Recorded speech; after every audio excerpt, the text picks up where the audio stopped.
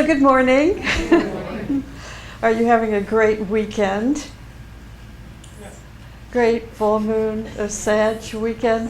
I tell you, it's so inspiring to celebrate these full moons because it helps us understand what's going on, energetically speaking, in our lives. And as we come together and focus our consciousness and create an awareness of these different energies, that's when we become inspired with a new goal. When things clear themselves out, little revelations take place. And it's like we have an extra boost of energy. It's like we're plugging in to recharge the battery of our soul. And in this recharging process, it's like, wow, I'd never thought of this before or that before, or I could do this or I could be that. And it's even more than that. It's the reality that we can be more. It's truly real that we can be more. So I really, when I was getting ready to come up here, I always check the iPad to see who's on the webinar. And we have a wonderful turnout this morning. And that's telling me that we're all plugged in. Okay? So even though it might have not felt like it when we woke up this morning, we weren't quite plugged in yet. The minute we open our eyes, that Sagittarius energy is there. Actually, it's been there since yesterday morning, when was the actual full moon time, which was about 5:30 in the morning. So that energy continues and stays with us for another 2 or 3 days. And specifically, as we experience the exact contact, or what we call the exact time of the full moon, we carry that energy, that exact time energy, for another 34 hours. So we're within that time frame, by celebrating it this morning. The first part of my talk this morning may be exciting or a little dull. Why do you ask? Because I'm going to be talking about the rays. I remember many years ago when Torquem was still with us, and he made an announcement at that particular full moon that he was going to talk for the next 12 months about the rays associated with the signs. And I was so excited, I was so thrilled. It didn't happen, but we got a couple, and I think the reason it didn't happen is because he's inspired. Whenever he speaks, he always gets inspired. And apparently, he was inspired that morning to tell us what he was going to do. And then 3 months after that, he went into another area of conversation about the constellations. But if you read his books, it's all there, talking about the rays, helping us understand the rays better. They're all in his books. So I've collected all these ideas and put them into the talk this morning. So if you're interested in the rays, you're going to really enjoy this. If you're not, hang in there with us, because the second part of the talk will be more of the psychology and spiritual energies of the sign. Excuse me. Okay. Every sign has keynotes. A keynote is like the main theme that runs through the whole of the time that the energy of the full moon, in this case Sagittarius, is really functioning. It's like in a piece of symphonic music, or every piece of music has a keynote. And that note can be seen kind of swimming, through the whole of that musical piece of work. So it works in the same, concept. So we have two keynotes, the higher and the lower keynote. And the lower keynote, which has to do with our personality nature. Sometimes one's personality is stronger than one's soul. And when that's the case, we call it the keynote of the clockwise wheel. And that keynote is, and the word said, let food be sought. Okay, so let's go to the higher keynote, which is much more exciting. This is actually called the keynote of the reverse wheel, or the wheel of the soul. And it is, I see the goal, I reach that goal, and then I see another. Now, all signs and constellations are associated with specific planets and rays. And if you don't know this, I think most of us do, even on the webinar today, but because this is going on the YouTube as well, I want to be a little bit more explanatory. So there are 7 rays that are associated with all the signs, all the constellations, I don't know what that word means, and the planets. So let me tell you a little bit about what a ray is. A ray is an energy. Just think of it that way. Don't let your intellectual, mind say, I need to have a real definitive black and white understanding of what a ray is. Well, it takes years to really build a definitive understanding. And that takes, the reason it takes so many years is it takes years of experience to feel the energy. So just know that a ray is understood as a particular energy. Now, what's very cool to know is that each ray manifests in different colors, in different sounds, and you may not be aware of this, through different levels. The mixture of different rays, and every full moon, in this case Sagittarius, we have more than one ray.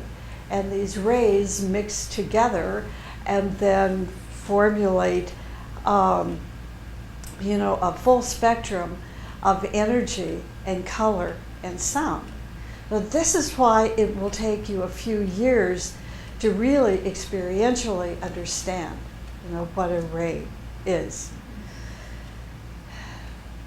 This is what we call the chemistry of the stars and their rays.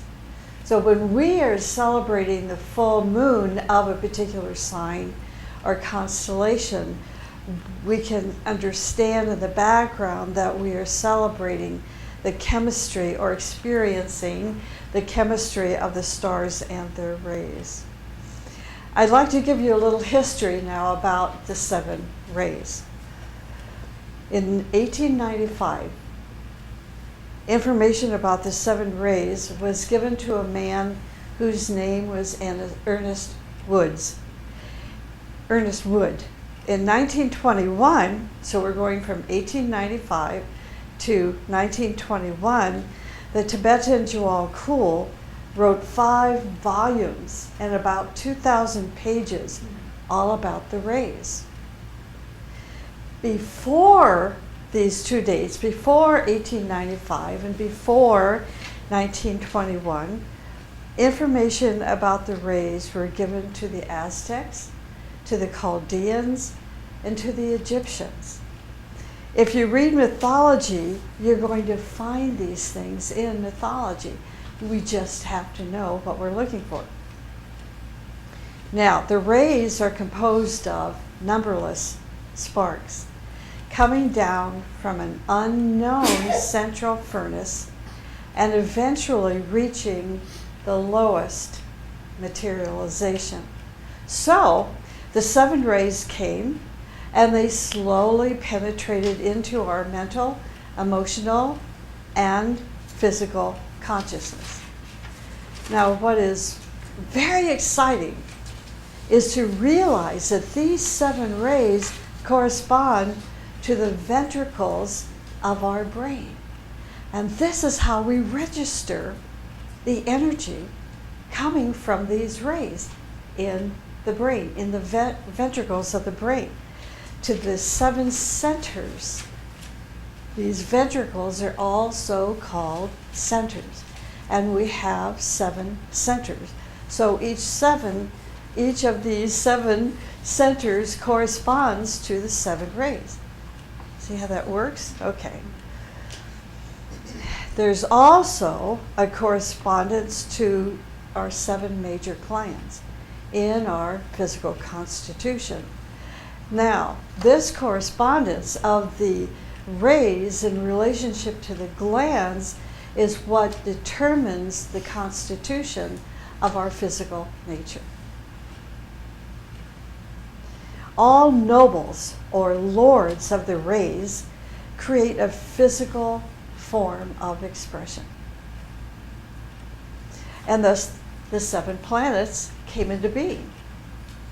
See how that is? It sounds like, mythical lore, but it is very real. Now, what are these physical forms of expression? We have a lot of physical forms of expression, but there are some major ones. And these major ones are called sacred planets. And then we also have some planets that are striving to become sacred. So at this point, they're called the non-sacred planets. These are the sacred planets. They're Vulcan and Mercury. Vulcan is a planet that's still pretty esoteric, but we know it's in between Mercury and the Sun. It's always there. We just aren't able to see it.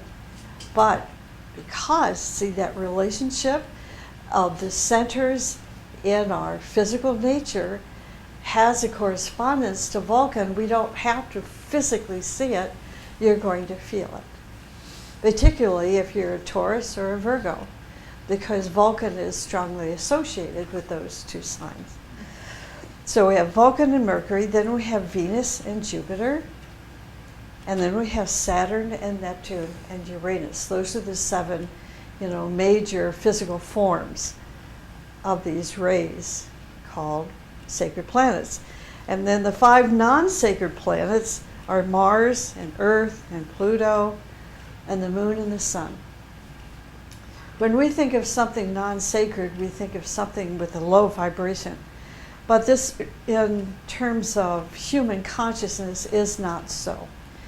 Our challenge is to help make these, as a humanity, make these planets sacred by becoming more responsive to the Lord of these planets, like our Sun, like the Earth, and like Mars.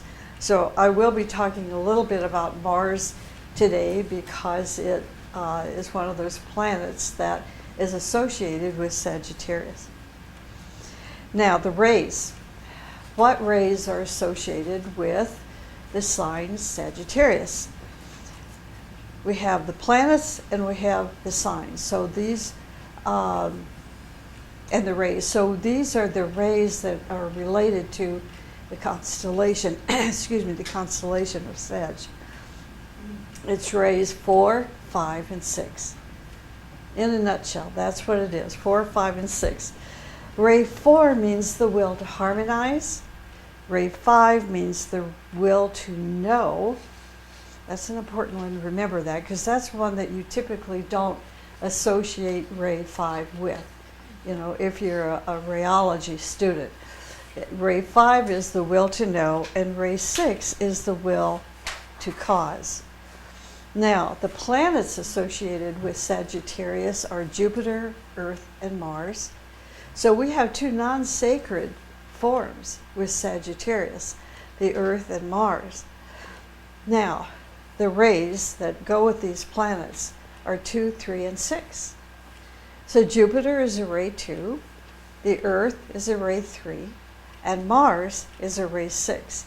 And ironically, even though Mars is not sacred, it is the hierarchical ruler of Sagittarius.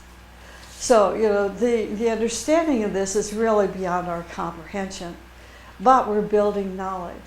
And as we evolve, as our consciousness evolves, as our planet evolves, we will have a better understanding of why Mars is a hierarchical ruler. So this is why I was saying don't fall into the trap of thinking because it's a non-sacred planet that it's a worthless planet, okay? Sag itself, the planet, or the sign, we have sign and constellation, both one and the same. They just occur at different times of the year. And I'm not going to explain that. Okay.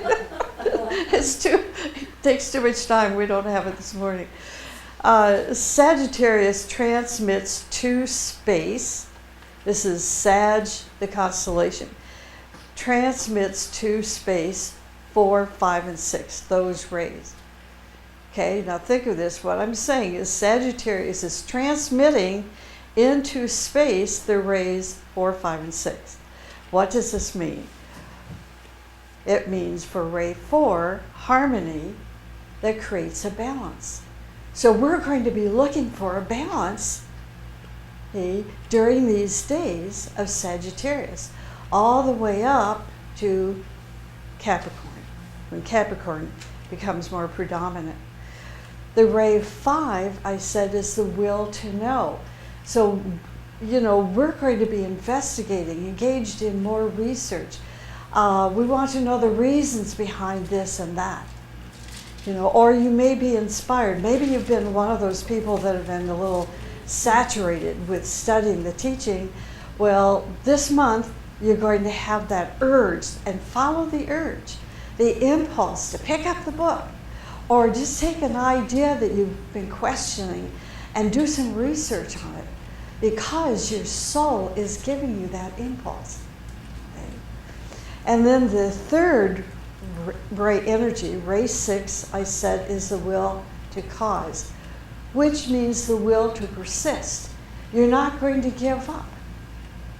So these are all the mixture of energies that are coming through the different levels, creating this beautiful formation of, let's say, a rainbow, during the whole month.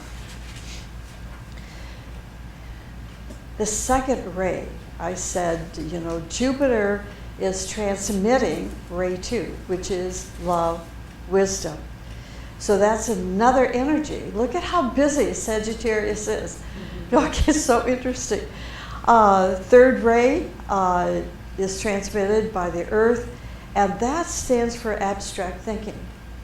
So I thought, what perfect time to talk about the rays, because it's a little abstract, right? Okay, because of the Earth and Sag. Sag is one of the constellations in the zodiac that transmits basically 5 rays. And we have a double ray, I believe, the ray 6. So we have the Sag transmitting ray 6, and we have Mars transmitting ray 6. So we have a double dose of the will to persist. Okay. This is very interesting.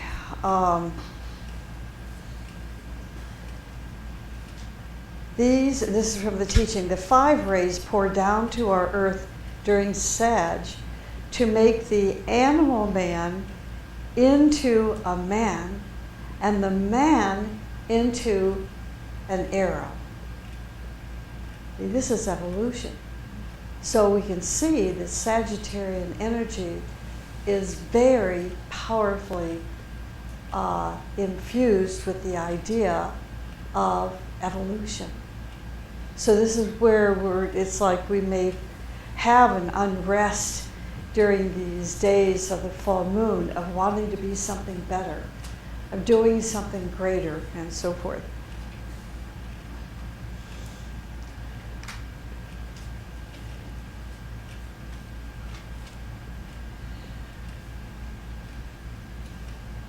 It is interesting to note when we think about ray 2, we think about solar angels.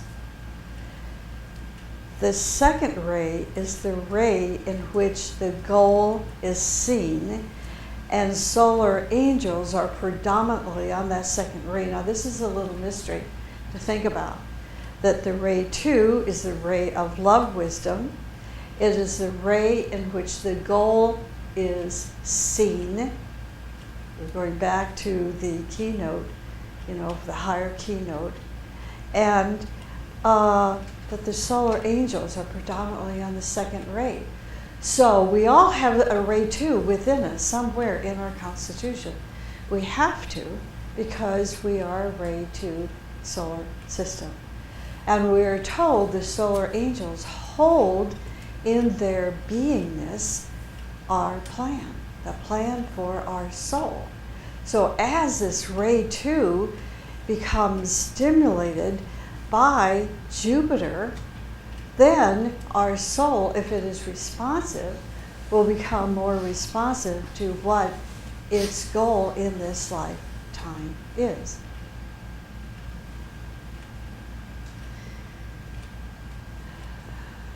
Are you still with me? Are you okay? It's not, all right. No, it's okay. Okay, thank you.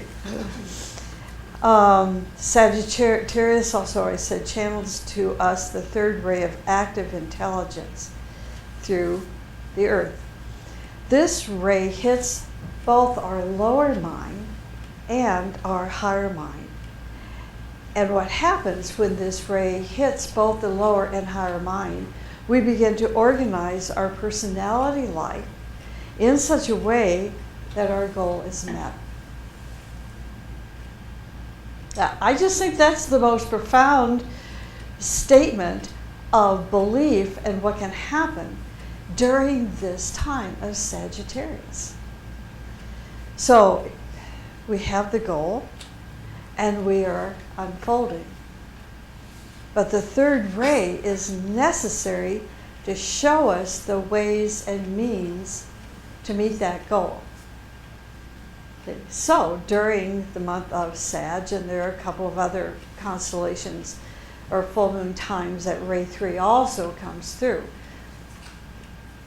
And during this time is when we can experience that light bulb, turning on and say, this is how we're going to do it. So let's talk a minute about the sixth ray, because Mars, and being the hierarchical ruler of Sag, and also being one of the rays of the constellation of Sag, we need to know what ray 6 means. And what ray 6 is, this will surprise you. It brings attachment to our goal through devotion and dedication. So if you're an Alice Bailey student, and many of us are to one degree or another, we have developed a disdain for the energy of racing. The devotion, if you have devotion, you're just a beginner. Erase that. That is that's just not right. It's just not right. The sixth ray makes us focused or attached to what our goal is, so that we then can have, there is something for us to be devoted to and dedicated to. Okay? The ray 6 gives us the energy to stick to the thing that we love and make it a reality for ourselves. Now, the practical thing, I'm jumping back to Jupiter. That could be a book title, Jumping Back to Jupiter. Oh, I'm sorry. Couldn't help it. The practical technique to the second ray, or Jupiter, is meditation. Meditation is a means to come in contact with our divinity or with our inner fire. Meditation is scientific, sane thinking in the light of the soul. The second ray gives us the power to meditate, the power to penetrate into the principles and laws of events and objects and forms. And it is a process of penetrating into the cause of an event. Is that how ray 2 and meditation work together? Why penetrate into the cause and event? It gives us a remedy, as to the reason behind the event. The second ray brings the ability to penetrate into the causal side of phenomenon, and it is the ray in which the goal is seen. So these might be some new ideas for you, to understand the influence of ray 2. Now the practical technique of the third ray is study. The earth, and ray 3 is study. Study means to take a direction and then penetrate into that direction. And this is why the third ray brings knowledge. See how that works? The practical technique of the sixth ray is from Sag and Mars is service. Ray 6, service. It brings a creative expression of the knowledge and intuitive understanding of it. Okay, so that's it for the rays. And I think I'll have enough time. We'll work on the psychological understanding of Sag, and then we'll move into our meditation. Okay. This is so cool to know that in every single one of us there is a center that is sensitive to the energies of Sagittarius. So don't sit there and go to sleep, say, look, I'm not Sag, I have nothing to do with Sag, that's my next door neighbor. That's just not so. In every single one of us there is a center that is sensitive to the energies of Sagittarius.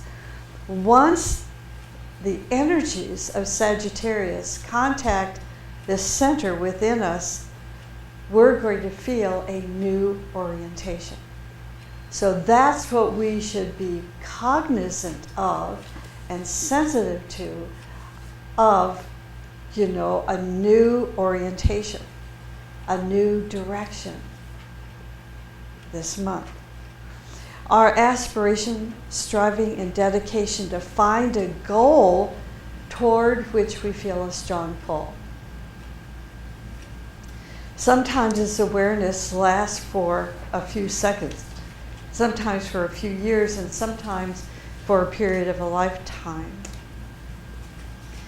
The contact of this center with the energy of Sag creates a breakthrough in consciousness through which we see the next step to take on our life path. If this contact is made consciously, the goal stays in your soul as a shining star toward which you are striving.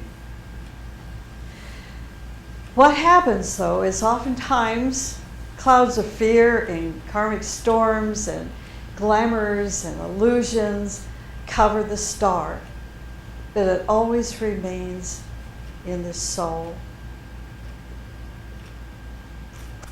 I don't know if this is appropriate here, but I'm going to say it anyway. I just heard a story about this older woman that was dying. And it just seems to be appropriate here because when we think about death, it does cloud our thinking with fear.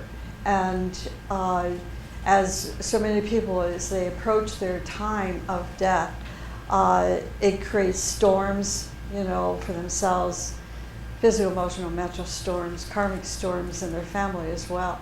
So this is just such a sweet story. I wanted to share for whatever reason. I'm inspired to do that. Okay, so here we go. This is an older woman. She was in her late 80s and just a sweetheart. Attends church every single Sunday. And she was in her last few days of her life. So she called her pastor to come over, and they're going to create her funeral or memorial service, and they discussed what she wanted, the service to constitute. What songs she wanted everybody to sing, and what prayers to pray, and what biblical verses to sound out and so forth. And that was all well and good. And then she said, but I have one last request. She's telling her pastor this. And he said, well, what is it, dear? And she said, I want, when I'm buried, I want you to put a fork in my hand. So I told her this would be a cute story. For whatever reason. And he says, a fork? You know, what you want a fork in your hand for? She said, well, you know, all those potluck dinners that I've been attending for years and years and years, she said, when we finish our meal, they always tell us, keep your fork. And we know that's when dessert's coming. Oh my gosh. And she said, so I want, when people pass by me, and they see that fork in my hand, they know I'm going to heaven. Because to have heaven to her was a dessert. Isn't that just I just love that story. I had this fork in hand. So, okay, moving on. Revelation.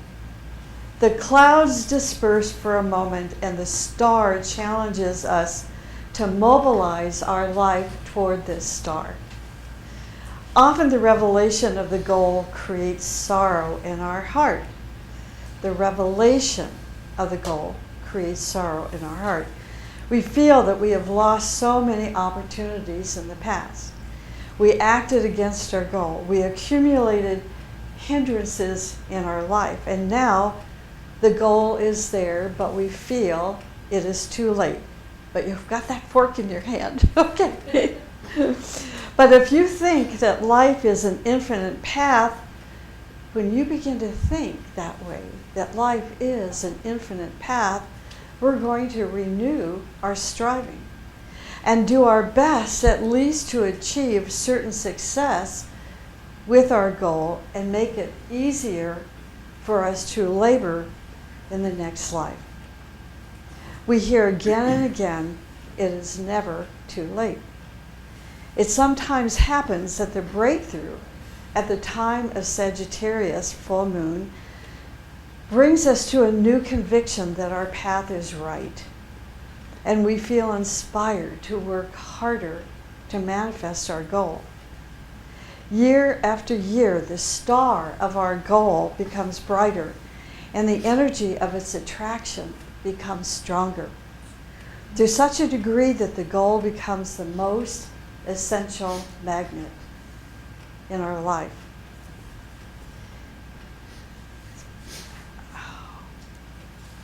Okay, let me run through the rest of this here. Year after year, the star of our goal becomes brighter, and the energy of its attraction is going to become stronger. This is important to remember. And you'll understand why as this occurs. To such a degree that the goal becomes, like I said, becomes the most essential magnet in your life. Things begin to fall away that are no longer essential in your life. But as we move, through our life process, we oftentimes don't recognize that star or recognize that goal. But once recognized, it still takes us time, to begin to eliminate the chaff from the wheat, so to speak. And as we are eliminating the non-essential from our life, that's when that magnet becomes stronger and stronger, and our focus becomes more concentrated, and our dedication becomes more specifically related to that goal or that star. Through each of our goals, we can reach the destination of our soul. So this is why it's so important to have goals. It helps us to reach the destination of our soul, which is to fulfill our part in the divine plan for humanity.